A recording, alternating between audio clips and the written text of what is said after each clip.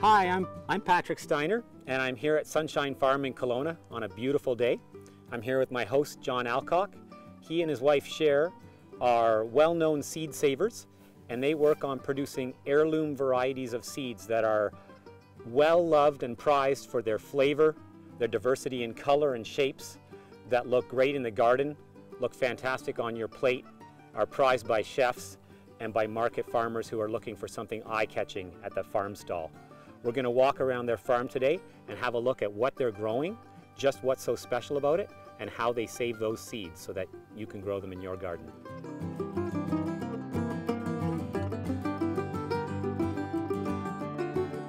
John's carrot patch is a hidden treasure of different colors, shapes, and textures.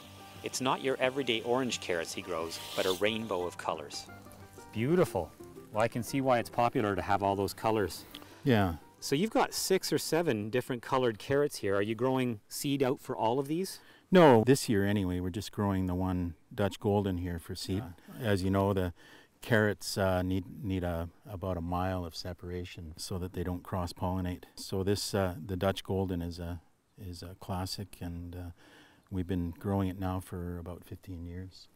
We can grow it seed to seed, so plant the seed, leave the carrots right in the row, mulch them, overwinter them.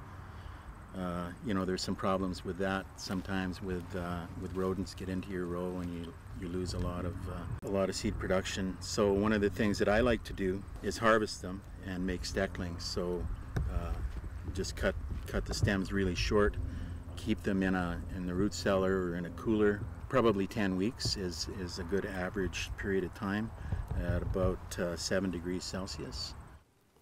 Can we maybe take an example and take one of these and just make a little steckling right now? Could you show us what you do?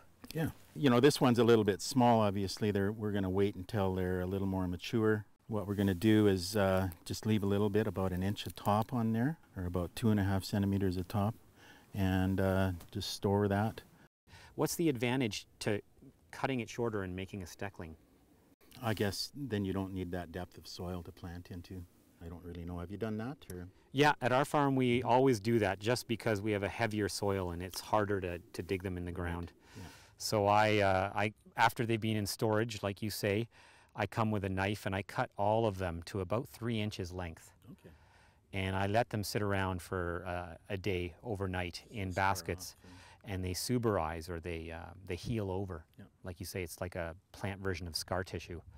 And that just reduces the amount of mortality when I put it in the ground, less likely to die or to have some fungal problem or rot in some way. Yep. And they always grow really fast, and it makes it a lot easier for me to replant them. Yep. One of the advantages of doing it that way rather than right in the row, leaving stuff in the row, is you can take out, you're getting a better carrot. You don't want forked roots or anything that might have insect damage or disease. So you want a nice specimen. You know, we probably wouldn't want that one either. So yeah. So in the selection process, we're actually looking for ideal shape with a nice shoulder that tapers down. We don't want anything with a skinny shoulder or funny shapes like that. Yeah. I often look for a really tight bunch of greens coming out of the crown, because sometimes in carrots, especially open pollinated varieties, you can see the leaves coming out the shoulders and really starting to work their way down the side of the carrot, and that's undesirable. We want to get back to a tight crown, right? Yeah. Another is any carrot that might be bolting, that might be throwing up a flower stalk. You want to stay away from that sort of thing too. Well, you've got a really healthy looking carrot crop here, and I really like the look of this Dutch Gold, so I'd like to go and see some of the seeds that you're producing from this. I know you've got a healthy seed lot as well. Great. Carrots flower in their second year of growth and attract a variety of pollinators, chief among them predatory wasps and flies that have the secondary benefit of controlling other garden pests such as caterpillars. So John, we know that carrots are a biennial seed producer, which means they don't produce seeds until their second year of life. And what we're looking at here is your first year planting of these roots that then you're going to produce some seed from. But is there any kind of selection that we can do right here in the first year?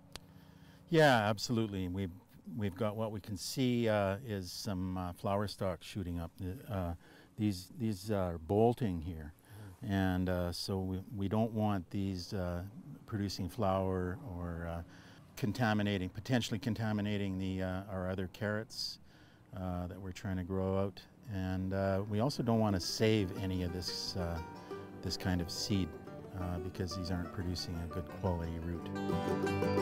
Carrots will cross-pollinate with Queen Anne's lace, so it's important to grow them in an area free of this weed.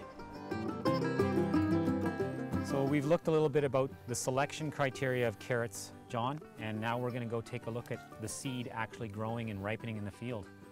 You're going to take us there. Great. If you want to find out more about locally grown organic seeds, visit the websites of FarmFolk CityFolk, Stellar Seeds, and Sunshine Farm Seeds. I'm Patrick Steiner. Thanks for watching.